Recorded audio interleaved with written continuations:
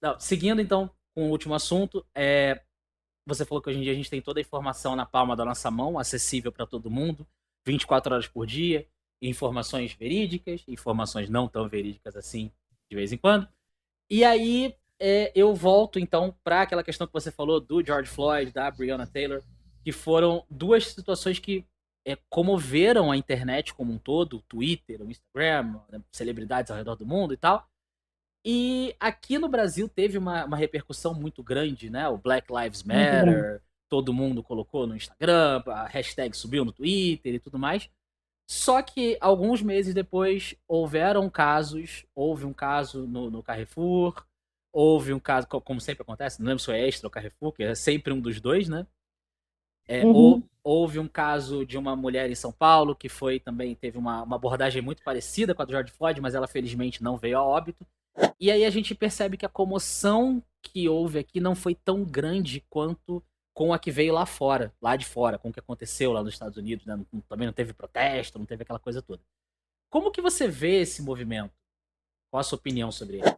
No que você me fez essa pergunta, me veio à mente a introdução ao meu livro em inglês sobre ação afirmativa, na qual eu argumento que o Brasil e os Estados Unidos se olham um para o outro, se entreolham, e o espelho é a raça. Então, em outras palavras, um país olha para outro país, uma sociedade olha para outra sociedade através da raça. Então, o espelho é a raça. Então, o Brasil olha para os Estados Unidos e diz: meu Deus, mas como é racista esse país? Como os Estados Unidos são racistas? Os Estados Unidos olham para o Brasil e falam: ai, mas todo mundo é tão mais harmonioso lá. A gente chega num lugar e vê gente de tudo quanto é cor, e as pessoas são amigas, independente da raça. Então, eu acho que a reação brasileira ao linchamento do George Floyd, que eu chamo de linchamento, né? Foi um linchamento contemporâneo. É, é como se fosse aquilo que eu disse antes. Assim, bom, o Brasil não é tão racista quanto os Estados Unidos. Então, sei lá, dá um certo conforto. Conforto talvez não seja a palavra certa, mas é como se, ao se indignarem com o linchamento do George Floyd, elas se posicionam como antirracistas, contra o racismo, mas isso é lá, não é cá. Quando a situação é cá, uma situação semelhante, e as pessoas começam a falar: isso é racismo, isso é exemplo de racismo estrutural, vira mimimi. Então, é como se o país não quisesse confrontar o seu próprio racismo. Então, transfere, projeta para os Estados Unidos. Uma coisa que acontece aqui diuturnamente, né? Porque é, essas coisas, essas situações que nós vemos, crianças que desapareceram. Anos atrás, um menininho de uma comunidade, eu quero dizer Maré, não me lembro, um menininho desapareceu. Ele era pequenininho, acho que tinha uns 7 aninhos, mas ele era bem franzino, negro, de pele bem, bem escura. E aí depois acharam um corpo, acharam já um cadáver. Aí primeiro disseram que não era ele, que era o corpo de uma menina, mas não era dele, porque ele era pré-adolescente. Então os hormônios não tinham, ele não tinha produção de hormônio ainda, então os corpos são mais parecidos, né, pelo exame da estrutura óssea.